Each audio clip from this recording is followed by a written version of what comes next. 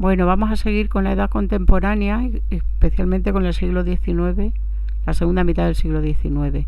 Ya vimos cómo en España, el otro día vimos cómo en la primera mitad lo que hay es una guerra de independencia por la invasión napoleónica de España, cómo se publica la primera Constitución española, que era la de 1812, y cómo hay una vuelta al absolutismo cuando Fernando VII vuelve al trono y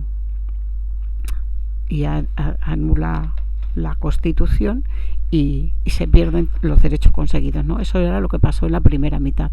Entonces ahora Fernando VII ya vimos que murió en 1833, pero antes de morir cambió la ley de sucesión porque él solo tenía una hija, Isabel, y en estos tiempos, según la ley de sucesión que había entonces, las mujeres no podían ser reinas, solo podían ser reyes los hombres, con lo cual si un rey no tenía hijos, quien heredaba el trono era su hermano mayor, de los hermanos que quedaran vivos, el mayor.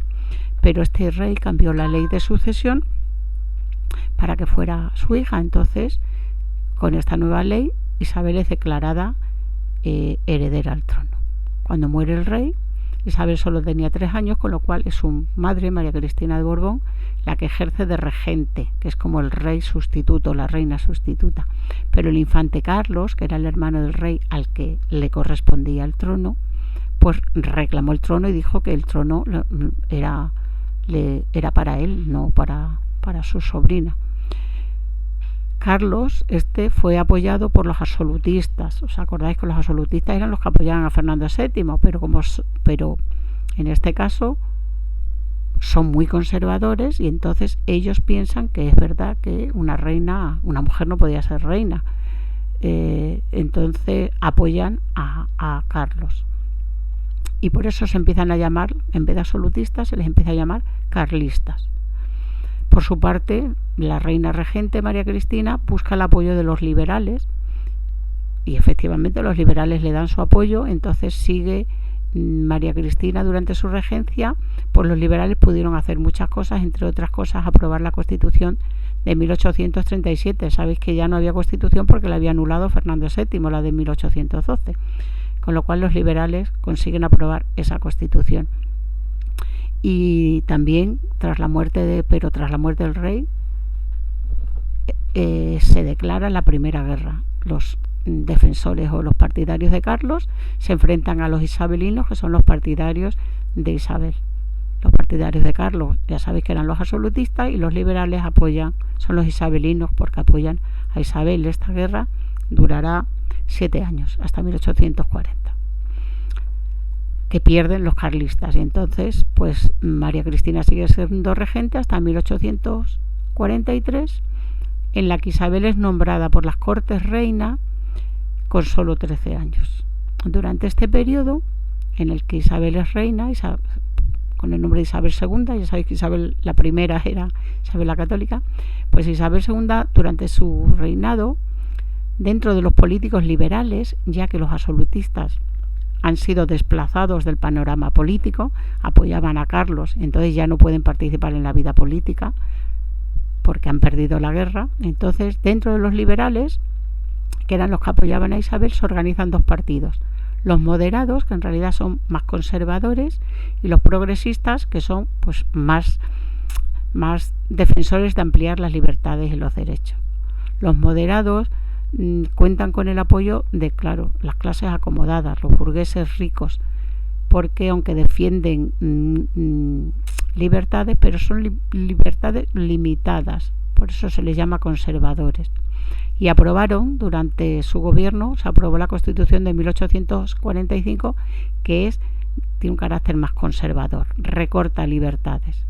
En cuanto a los progresistas, los moderados, su líder era Narváez, y los progresistas tienen como líder Espartero, y cuentan con el apoyo de las clases medias y las clases populares. ¿Por qué? Porque defienden mejores condiciones para los trabajadores, mayores libertades. Entonces, pues tienen el apoyo de las clases medias y populares. Este reinado de Isabel II duró hasta 1868. Ese año, unos militares se alzan contra la reina, que tiene que exiliarse a Francia, es decir, huir, porque no puede vivir en España, porque digamos que se la echa de reina, ¿no? Y tras la caída de Isabel II y su huida a Francia, se abre un proceso democrático.